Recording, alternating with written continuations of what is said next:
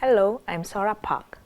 In this session, I would like to give a concept of the image segmentation in biological data and show some examples.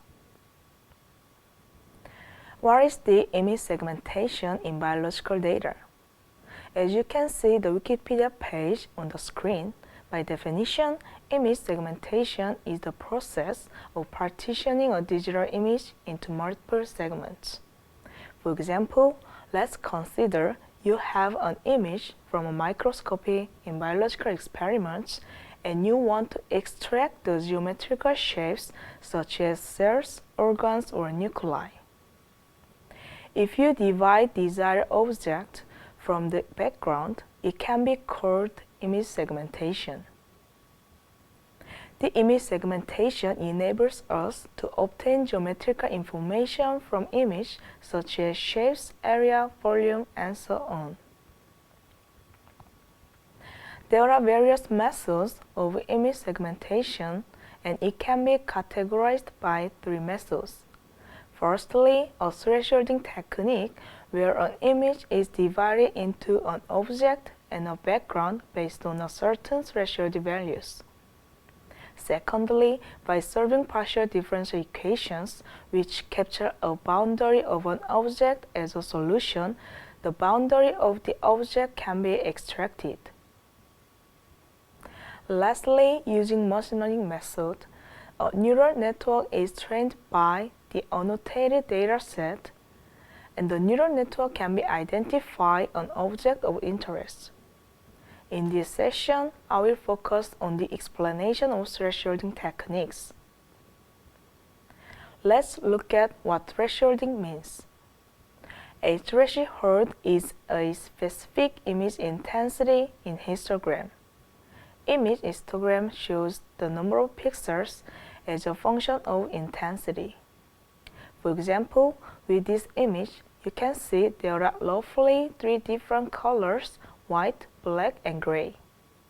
In terms of grayscale image, black is 0 and white is 255 and gray is in between.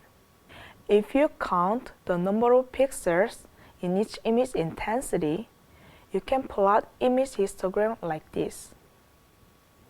Going back to the image, you can guess black has the biggest number of pixels since the background occupies the most area.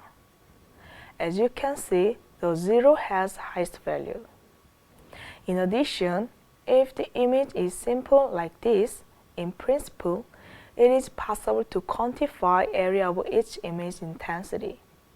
For example, we would say the area of microscopy, which is shown in gray, is about 3000 pixels because the intensity corresponds to the second highest value for sure.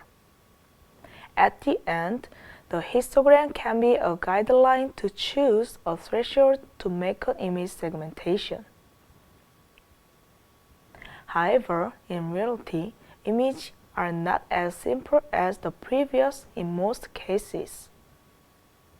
Here is an example of a zebrafish image and the corresponding histogram. As you can see, the histogram looks continuous. Here the highest peak can be the background because the dominant part of image is background. Also, we can guess the lower value from that peak corresponds to zebrafish since it looks darker than background. Let's see the histogram in detail.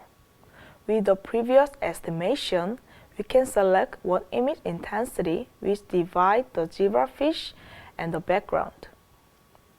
Let's consider we select this value indicated by a red arrow, and then we can say that 142 is the threshold.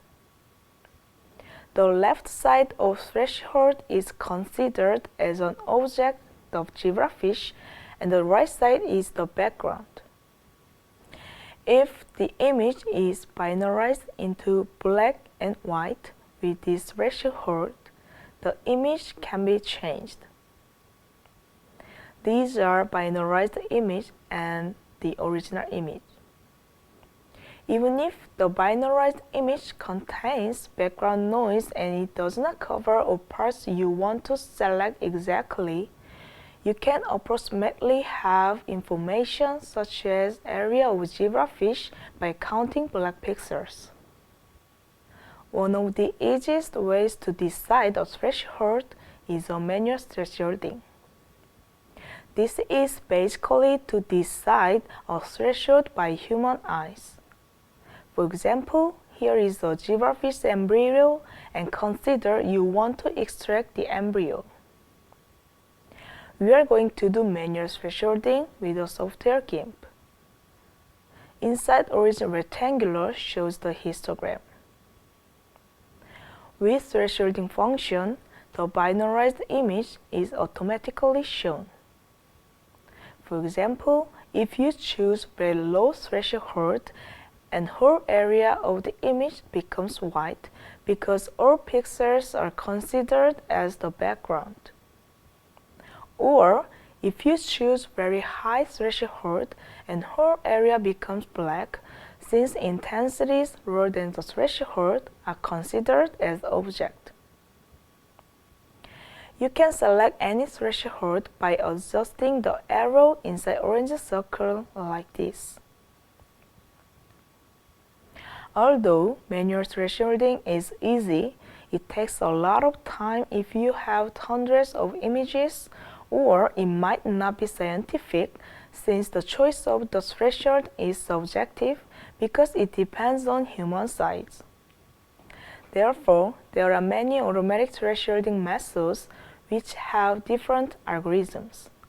The automatic thresholding methods select thresholds by its own evaluation inside the algorithm. Here is the result.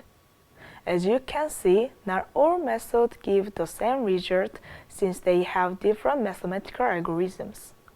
Also, the performance of each method depends on quality of the data.